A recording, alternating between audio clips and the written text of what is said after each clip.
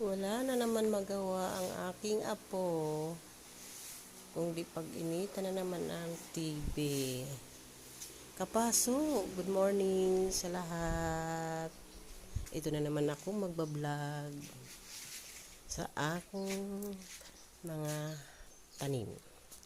Ayan na akong bulaklak na snake na nagbulaklak na.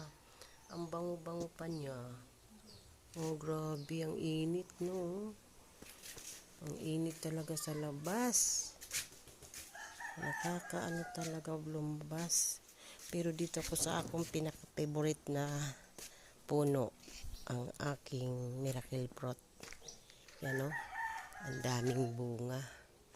Dito ako lagi nagtatambay kasi malamig dito dahil ang lago ng puno nitong miracle fruit ko. Ang dami pang bunga, nakakatuwa. Oh.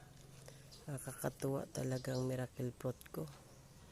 Maganda talaga yung maraming puno sa harapan ng bahay kasi pag mainit ang panahon kagaya nito, meron kang gintatambayan.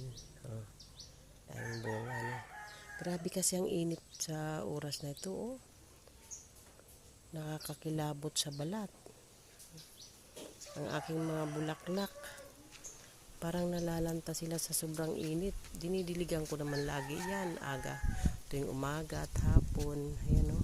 Parang nalalanta sila sa sobrang ng init ng araw. Ayan, oh.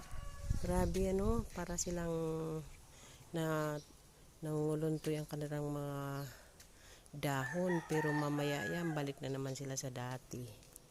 Oh, sa dating sigla pag umaga. Oh, grabe. Mga dahon niya parang init. Hindi ko matagalan ang init. Ay, hindi ko matagalan ang init sa labas. Grabe. Oh, pasok na tayo.